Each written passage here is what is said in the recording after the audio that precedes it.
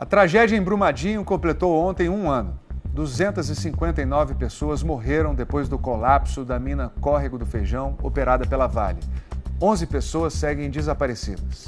O Fantástico revela agora parte das provas reunidas pelo Ministério Público para denunciar a cúpula da empresa. São mensagens de áudio e trocas de e-mails que, segundo o Ministério Público, comprovam que o desastre poderia ter sido evitado. Um ano antes da tragédia, uma constatação. A senhora declararia estabilidade? Não. 7 meses antes, um alerta.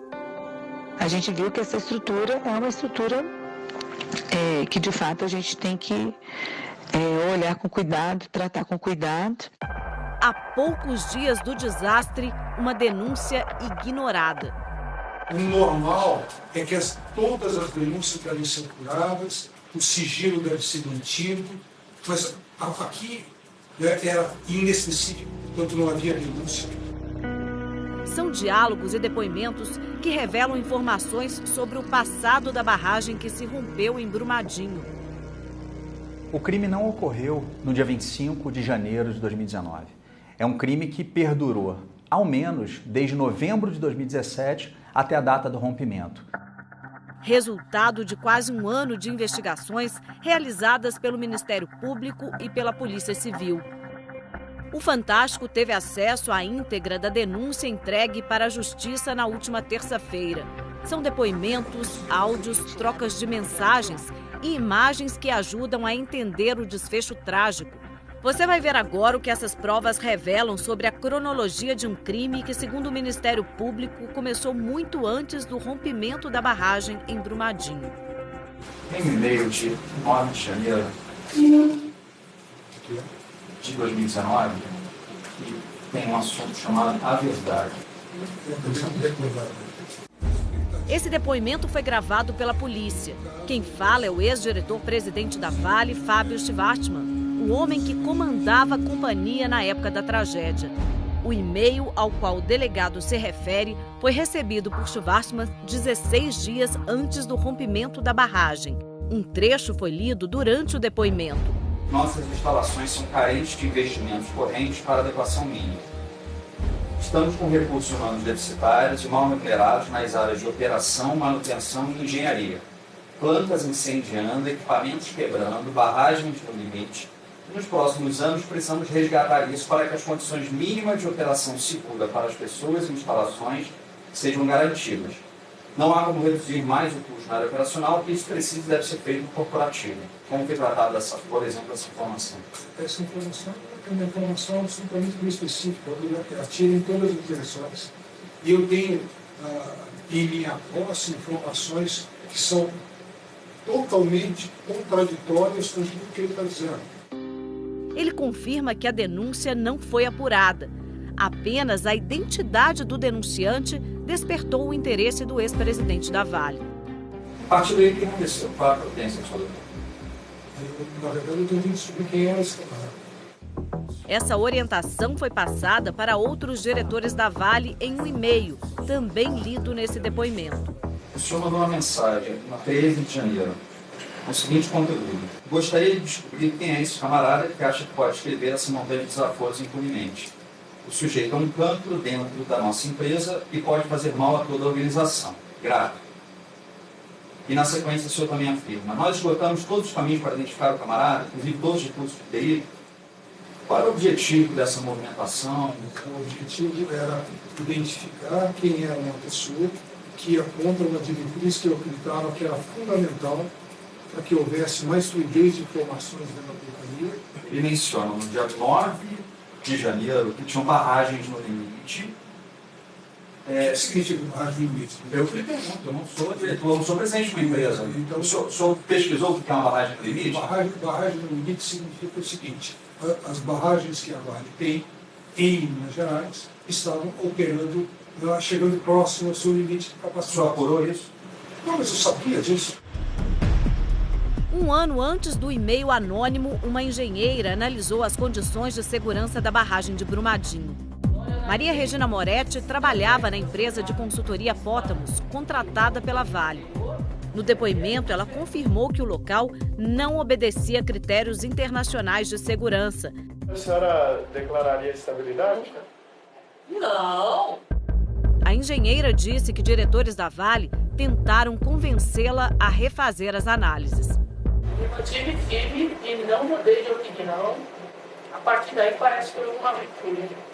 Nós saímos do circuito, a palavra na questão é essa. Após a saída da consultoria onde a engenheira trabalhava, uma outra empresa, a Tuvisud, assumiu o trabalho. 4 meses depois do alerta sobre a falta de segurança na barragem, uma troca de e-mails entre funcionários da nova empresa de consultoria revela que a Vale e a Tuvisud estavam cientes do problema. Mesmo assim, emitiram a declaração de estabilidade. A conversa a seguir é entre Makoto Namba, coordenador da Tuvisud, e Arsênio Negro Júnior, consultor técnico da mesma empresa. Neste e-mail, Makoto alertou ao colega que tudo indicava reprovação da barragem no quesito segurança e que não seria possível assinar a declaração da condição de estabilidade. No final do e-mail, Makoto comenta, mas como sempre a Vale irá jogar contra a parede e perguntar, e se não passar, irão assinar ou não? Um mês depois desse e-mail, houve um vazamento durante a instalação de um dreno dentro da barragem, uma tubulação usada para retirar o excesso de água. Marilene Lopes, então gerente de gestão de estruturas da Vale, mandou áudios para seu chefe, Alexandre Campanha, gerente executivo de geotecnia. Ela explicou a causa do vazamento. O que aconteceu lá na barragem foi um processo de erosão. A probabilidade de falha para erosão interna está no intolerável. Ou seja, o local poderia ir se desmanchando por dentro até se romper. Esse vazamento, registrado em junho de 2018, fica perto de um dos 4 primeiros pontos que se romperam no dia da tragédia, 7 meses depois. Mesmo depois do problema, a Tuvisud emitiu 2 declarações atestando a estabilidade da barragem. Havia ali a necessidade de uma declaração de estabilidade positiva para apresentar para o poder público e assim não chamar a atenção do poder público para uma fiscalização mais contundente. E por outro lado, uma empresa Tuvisud conseguindo ali em troca contratos adicionais que iriam então ter um impacto econômico significativo para a empresa. O lucro bruto de outubro a dezembro de 2018, só dessa mina, chegou a 306 milhões de reais. 4 meses após a emissão do atestado de estabilidade, a barragem se rompeu. 16 pessoas foram indiciadas e denunciadas por homicídio doloso duplamente qualificado. Para a Força-Tarefa, houve ainda 2 agravantes. O crime gerou perigo comum, ou seja, risco de atingir um número indeterminado de pessoas. E as vítimas não tiveram direito de se defender. Vale e Tuvisud foram denunciadas por crime ambiental. Os citados nesta reportagem estão entre os 16 indiciados e denunciados. Makoto Namba, coordenador da Tuvisud, Arsênio Negro Júnior, consultor técnico da Tuvisud, Marilene Lopes, ex-gerente de gestão de estruturas da Vale, Alexandre Campanha, ex-gerente executivo de geotecnia, e Fábio Schwartzman, ex-diretor-presidente da Vale. A tragédia poderia ter sido evitada da forma e na proporção em que ocorreu se a Vale e a Tuvisud não realizassem esse conluio ilícito para se omitir. O que me parece curioso, no dia 9 de janeiro, tem uma representação em que tem diversas informações. Consta lá que existem barragens no limite. Poucos dias depois vão para uma barragem com toda a fúria que todos nós já conhecemos. É que isso não foi visto pelo Brasil.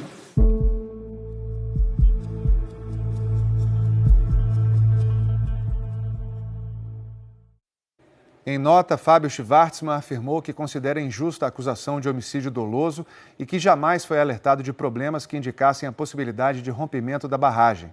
A Vale expressou perplexidade sobre as acusações de dolo e a empresa Tuvisud afirmou que está cooperando com as investigações. Os advogados de Alexandre Campanha e Marilene Lopes disseram que a denúncia está baseada em erros e interpretações equivocadas dos fatos. O Fantástico não conseguiu contato com os advogados de Makoto Namba e Arsênio Negro Júnior.